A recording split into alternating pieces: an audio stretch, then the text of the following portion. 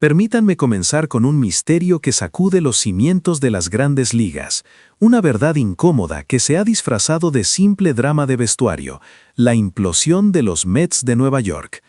Hace solo unos días, la televisión estadounidense fue testigo de la exposición pública de una profunda agitación interna, cortesía de la infame Trinidad de la Desgracia. Tres voces autorizadas que revelaron sin tapujos la lucha por la selección de jugadores. Sus palabras fueron un sismo. Inmediatamente después, el manager Francisco Lindor lanzó una frase audaz que resonó como una sentencia. No podemos seguir así. La excitación de la franquicia alcanzó un punto de ebullición, llevando a negociaciones de ruptura contractual.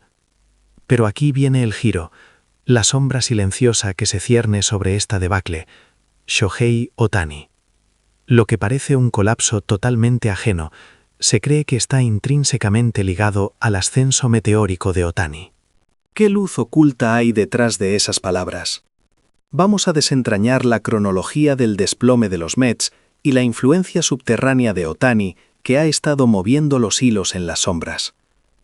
La exposición oficial por parte de los tres pilares mediáticos de la organización sobre la turbulencia interna fue el acta de defunción simbólica para los Mets, un equipo cuya historia reciente es ahora una pesadilla conectada fatalmente con el fenómeno japonés. El momento en que los Dodgers de Los Ángeles anunciaron formalmente el fichaje de Edwin Díaz y el instante en que Pete Alonso se enfundó su nueva camiseta, lo dijeron todo. Las últimas estrellas ofensivas y defensivas del equipo desaparecían simultáneamente. El equipo no entraba en una reconstrucción, sino en una fase de desintegración que ni siquiera esa palabra puede maquillar. No fue un ajuste, fue la manifestación pública de una falla organizacional que venía gestándose por años. Mientras tanto, en Los Ángeles, Edwin Díaz mantenía una compostura fría, casi clínica. Reconozco que la decisión de dejar Nueva York, donde pasé 7 años, no fue fácil, admitió. Pero lo que vino después fue una realidad cruda y despiadada. Vine aquí para ganar. Este equipo tiene todo lo necesario para conquistar la Serie Mundial. La conclusión, aunque emocional, era inquebrantable. Para los Mets, esas palabras no fueron consuelo alguno, fueron una silenciosa condena a un equipo perdido.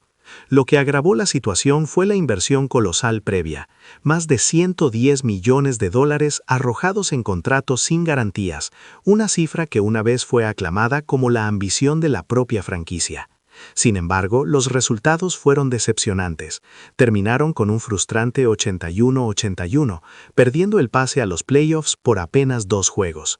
El dinero no pudo reparar la estructura del equipo, ni la ambición pudo coser las grietas. Muchos intentan argumentar que el problema fue la mala suerte o una gestión de lesiones catastrófica. Falso. Ese es el argumento perezoso. El dinero, en este caso, se convirtió en un acelerador del fracaso, porque intentaron comprar un espíritu que solo se cultiva. Cuando Díaz regresó a la Conferencia Oeste y los Nets por primera vez se enfrentaron a un colapso que el dinero no podía solucionar, la verdad salió a la luz.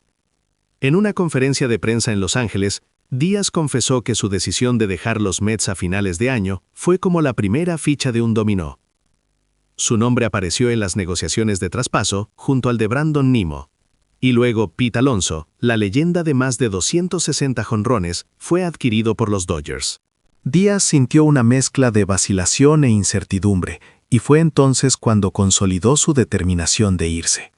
Subrayó que esto no era solo un recambio de jugadores, era un síntoma de que los cimientos del equipo comenzaban a ceder. Habló sin rodeos sobre el problema del vestuario de los Mets.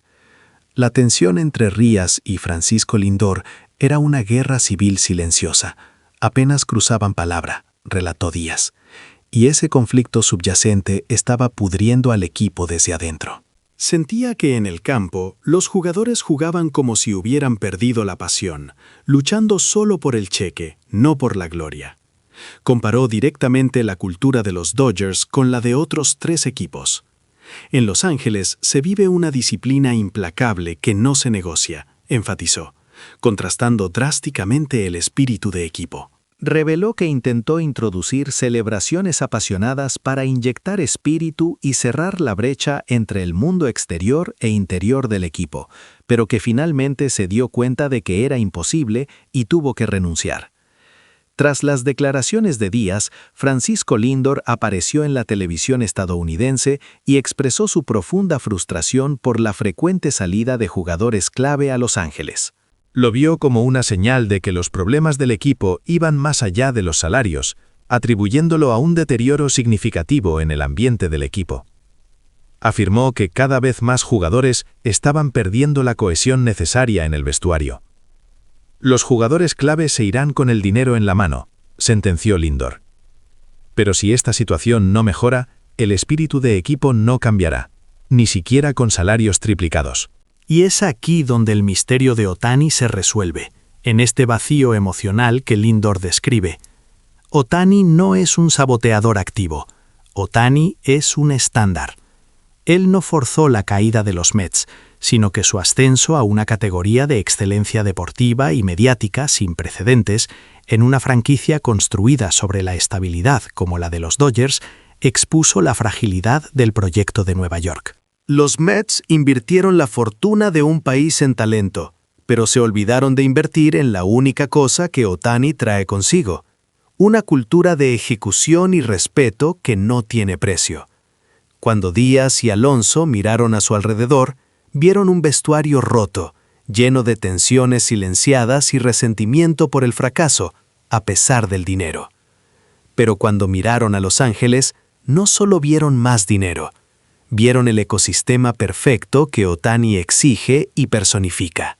La presencia de Ohtani en la liga, con sus números, no solo eleva el listón deportivo, sino que crea un imán cultural.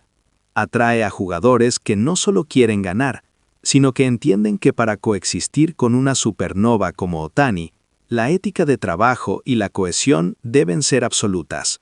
Los Mets se desmoronaron no por la falta de dinero, sino porque, al lado del brillo de Ohtani, su proyecto se veía exactamente como lo que era, una casa de naipes construida sobre arena.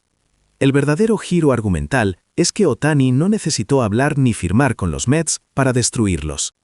Su simple existencia en el equipo rival, como el pináculo del éxito y la armonía, fue el espejo que rompió el alma de los Mets. El colapso de Nueva York es el peaje que las franquicias sin espíritu pagan por no entender que, en la era de Ohtani, la cultura lo es todo.